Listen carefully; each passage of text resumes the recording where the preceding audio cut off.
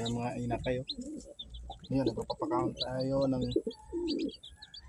kamuti sa ating kalapati. Hindi ba yung kalapati ay marami itong nidudulot sa katawan, tao at sa hayop. So, ay panglaban din sa cancer.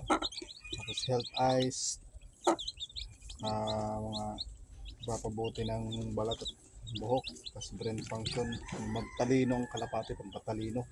Tapos immune system, magiging malakas ang mga kalapati.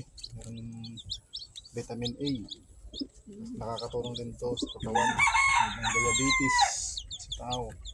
Tapos